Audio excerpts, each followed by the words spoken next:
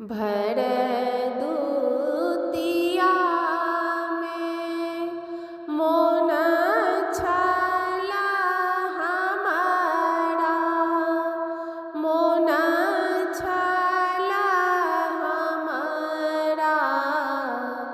अभी तो बहिन तोर गाँव, अभी तो बहिन तोर गाँव।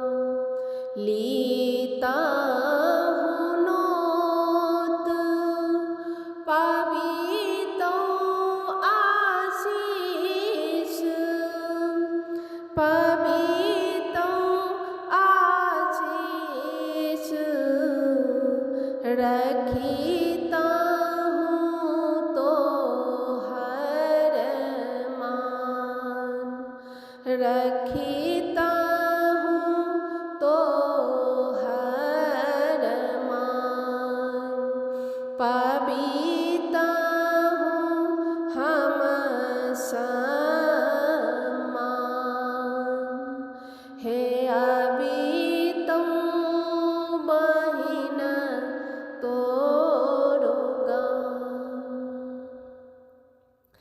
भाई बहिन केर पावन पावनी, पावन पावन। दुनू केर स्नेह समान, दुनू केर स्नेह समान। धूम धाम सो आनंदित मोन सो, आनंदित मोन सो। घूमिता हूँ पूरा गाँव, घूमिता हूँ पूरा गाँव। खाका हम पकवान, अभी तो बहिन तोर गाँव। यमया मुना के संगे संग पूजितो, संगे संग पूजितो।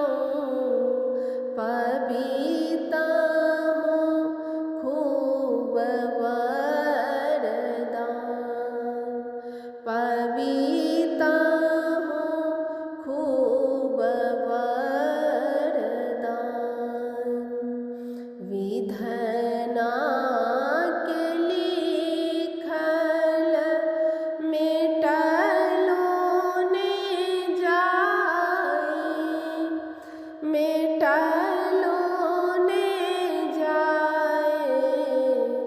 यह थिक विधि के विधान, यह थिक विधि के विधान।